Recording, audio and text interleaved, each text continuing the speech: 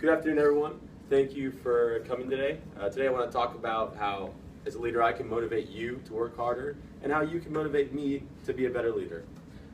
Now first, I'm going to take you through a little story that I put up together. It's hypothetical, so it's not real, but I think it'll give you a good way of figuring out what I expect from you. So here we go. We have Joe and we have Bob. Joe and Bob are two sales reps, and they're both good workers. Joe's the hardest worker I have. He's first in, he's the last out, and he brings in good sales that I'm comfortable with. Bob, on the other hand, he's a good worker. He does what I ask, not much more, but he does what I ask. And then he's last in, and he's also first out. So, do I have a problem with that? Yes, because he also brings in the highest sales. So what I expect out of him is to want to work harder, to contribute back to the company as much as he can. And for Joe, I'm scared that maybe he lacks motivation because he puts so much work into it and doesn't necessarily get as good of sales as Bob does. Now, that's why I'm here today, because we're going to instill some changes that will, hopefully let Joe know that I appreciate all the work that he's doing, and eventually he will be where Bob is. And I want Joe to understand that Bob also needs help in learning how to put forth as much effort as possible. The agenda for today, we have goals and expectations, which are mostly short-term goals. And then the ability to perform, which is goal attainability, trying to figure out how you as a worker could get to that, motivate yourself to do that. And then we have the reinforcement, which is analyzing rewards and the discipline. Salience, which is directly related with high performance, high reward. And then the equity, which is overall employee quality. And will take us right into timeliness, which is improving employee quality overall. The goals and performance expectations, we're going to go 3 specific areas, which are volume, which is the effort, quotes, the ability, sales, which is the contribution.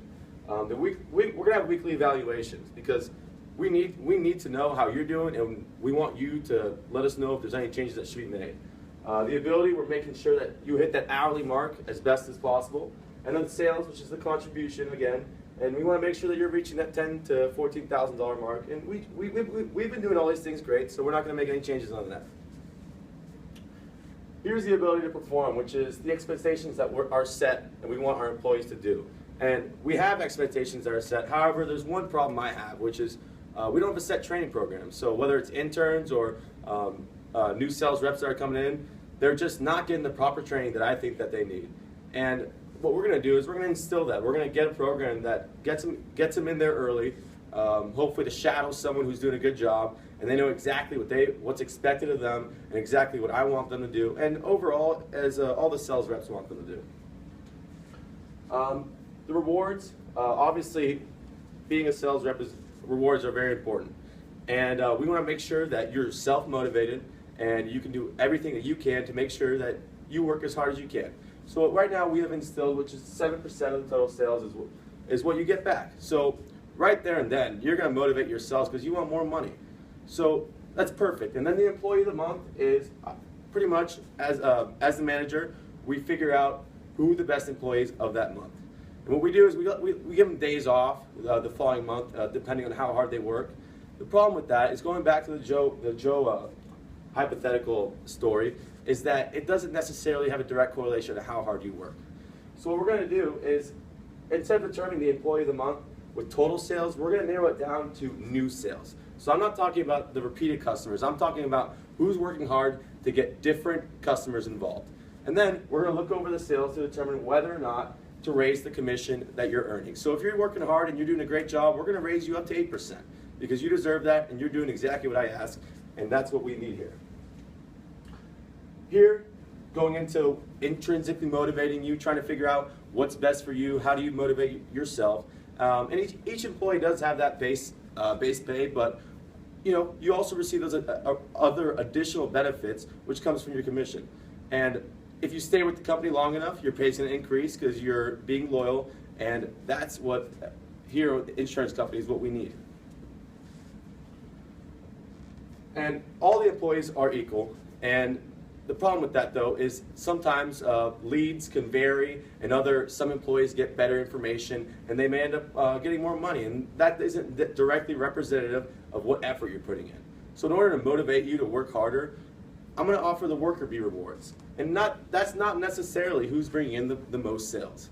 What this is talking about is who we're seeing, who's first in, who's first out, and who may be bringing in the most sales. And with this, you'll get added lunch breaks, better parking, and you'll be the representative to communicate to upper management. And that doesn't necessarily seem like it's the best incentives, but what it's going to do is it's going to make you build long-term relationships.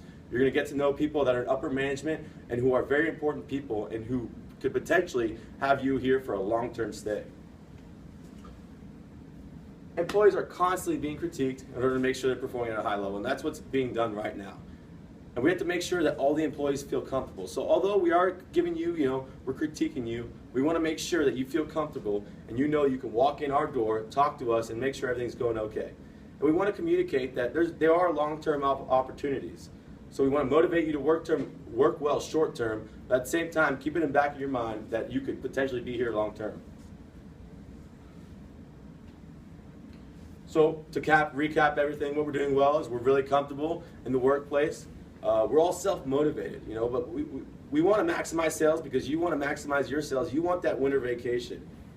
And we also want to instill some short and long-term goals. From here on out, we're going to be improving how to motivate one another. We want you to love to work here. We don't want to make it feel like you're working here just to make money. We want you to feel comfortable, and that's what we're talking about today. So I'm motivating you, you're motivating me, and we're all going to motivate each other together. Thank you.